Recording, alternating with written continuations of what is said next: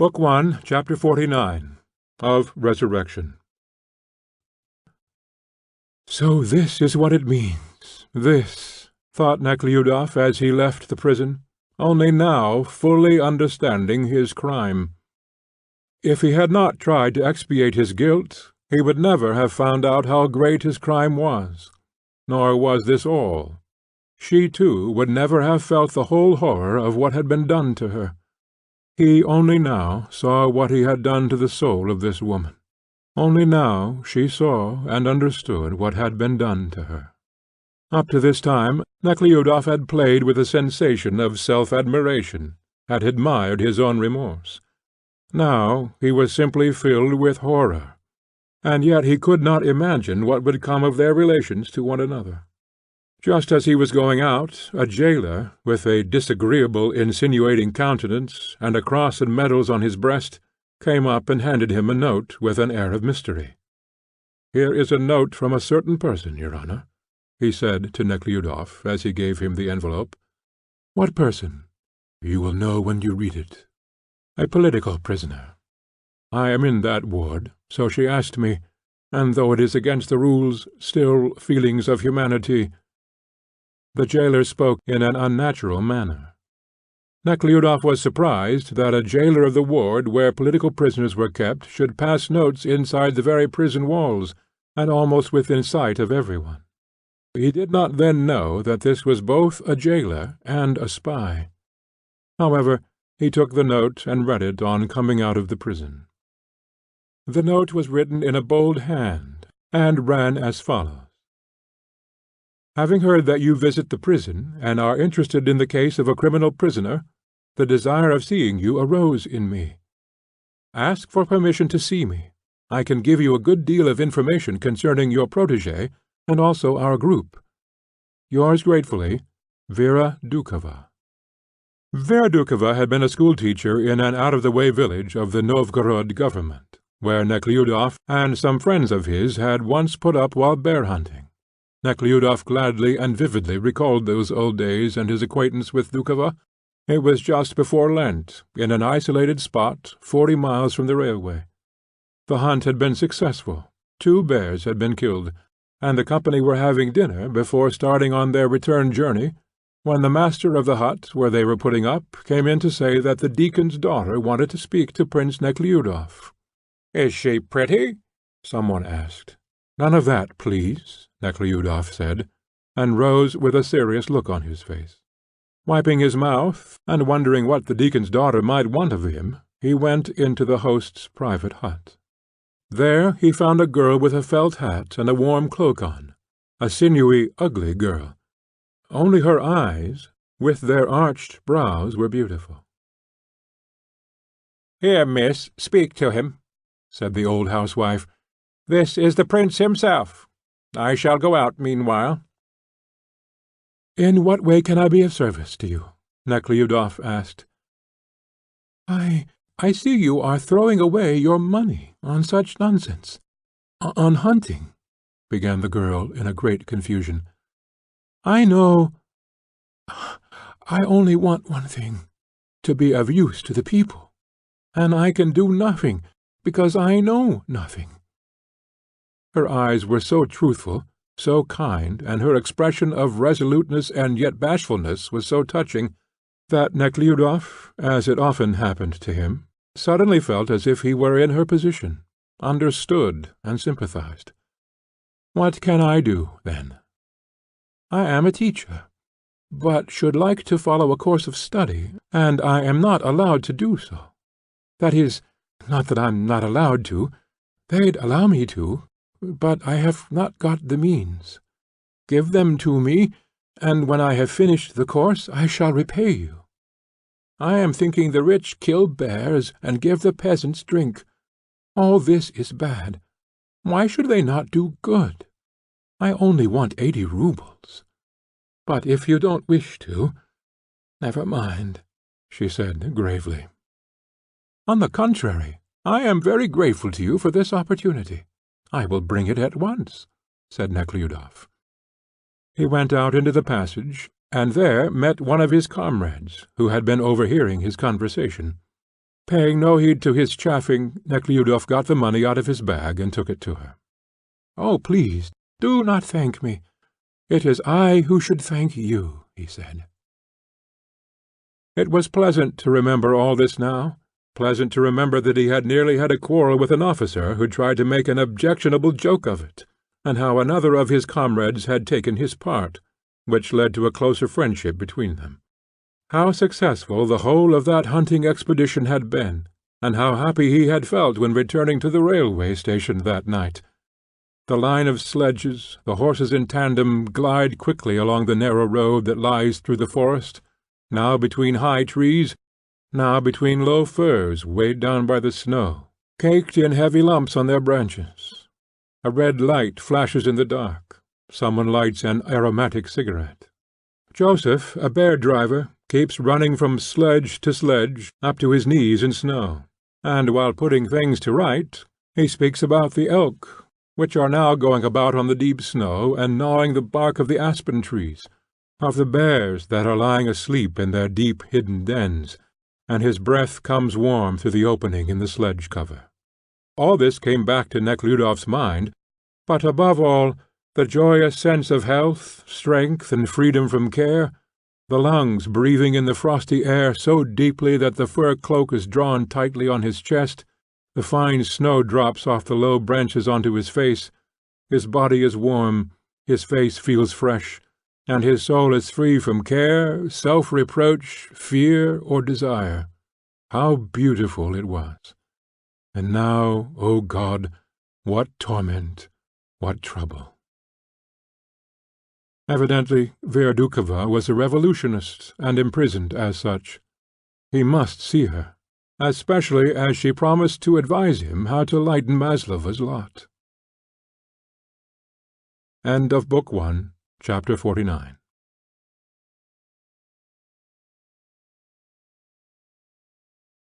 Book 1, Chapter 50, of Resurrection.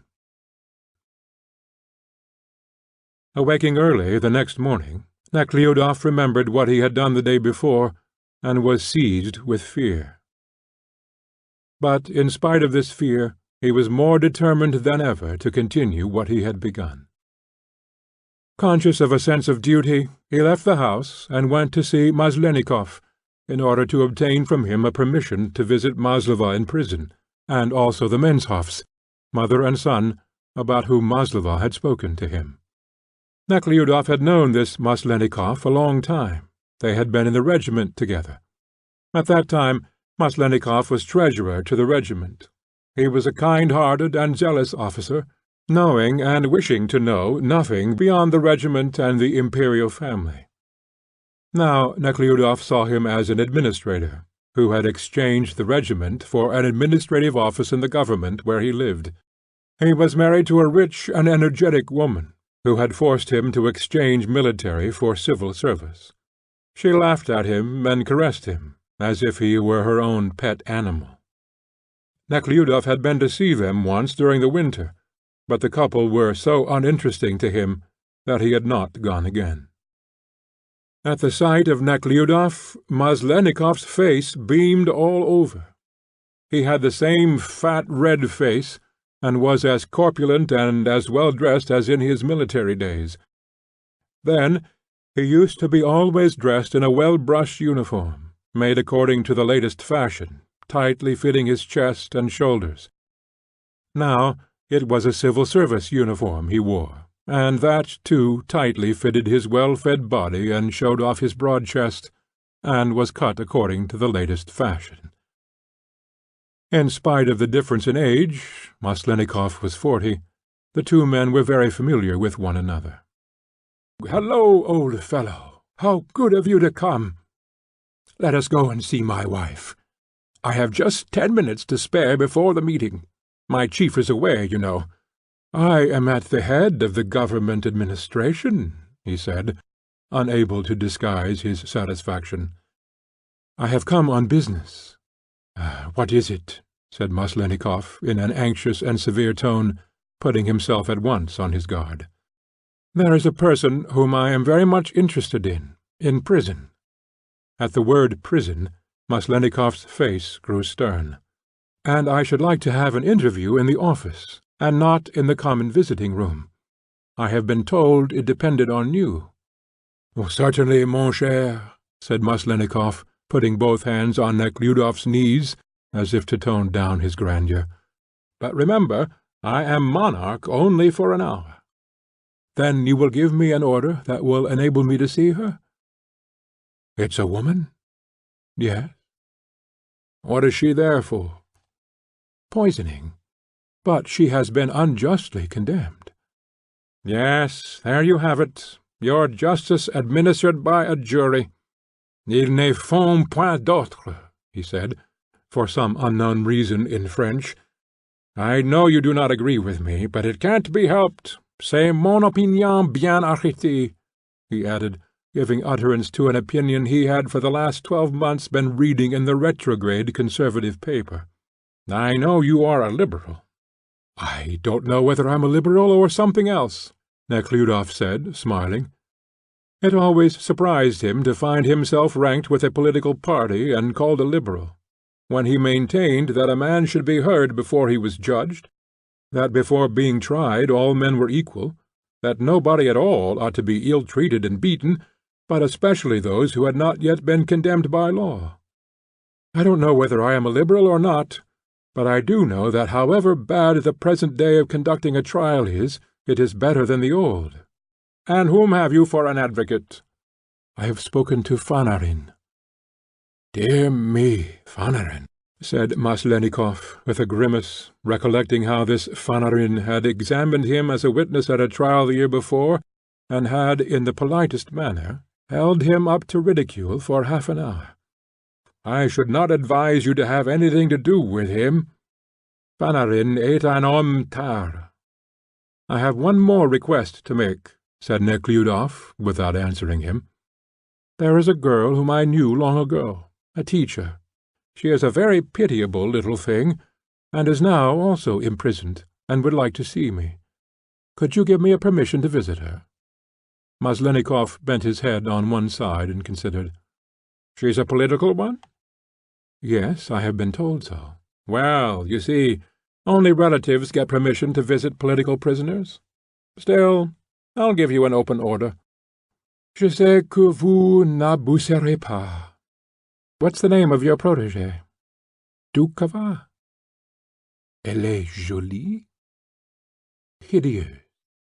Maslennikoff shook his head disapprovingly, went up to the table, and wrote on a sheet of paper with a printed heading: "The bearer, Prince Dmitri Ivanovitch Nekhludoff, is to be allowed to interview in the prison office the Mashenka Maslova, and also the medical assistant Dukova." And he finished with an elaborate flourish. "Now you'll be able to see what order we have got there. And it is very difficult to keep order. It is so crowded, especially with people condemned to exile. But I watch strictly, and love the work. You will see they are very comfortable and contented, but one must know how to deal with them. Only a few days ago we had a little trouble. Insubordination. Another would have called it mutiny, and would have made many miserable. But with us it all passed quickly. We must have solicitude on one hand, firmness and power on the other." And he clenched the fat, white, turquoise-ringed fist, which issued out of the starched cuff of his shirt-sleeve, fastened with a gold stud. "Solicitude and firm power." "Well, I don't know about that," said Nekhludoff. "I went there twice, and felt very much depressed." "Do you know, you ought to get acquainted with Countess Pasek," continued Maslennikoff, growing talkative. "She has given herself up entirely to this sort of work. Elle fait beaucoup de bien. Thanks to her, and perhaps I may add without false modesty, to me, everything has been changed in such a way that the former horrors no longer exist, and they are really quite comfortable there. Well, you'll see. There's Fanarin. I do not know him personally. Besides, my social position keeps our ways apart. But he is positively a bad man, and besides, he takes the liberty of saying such things in the court, such things." "Well, thank you. Nekhludoff said, taking the paper, and without listening further he bade good-bye to his former comrade. "And won't you go to see my wife?" "No, pray excuse me. I have no time now." "Dear me! Why, she will never forgive me," said Maslennikoff, accompanying his old acquaintance down to the first landing, as he was in the habit of doing to persons of not the greatest but the second greatest importance, with whom he classified Nekhludoff. "Now do go in, if only for a moment." But Nekhludoff remained firm, and while the footman and the doorkeeper rushed to give him his stick and overcoat, and opened the door, outside of which there stood a policeman, Nekhludoff repeated that he really could not come in. "Well, then, on Thursday, please. It's her at home." "I will tell her you will come," shouted Maslennikoff from the stairs. End of Book 1, Chapter 50.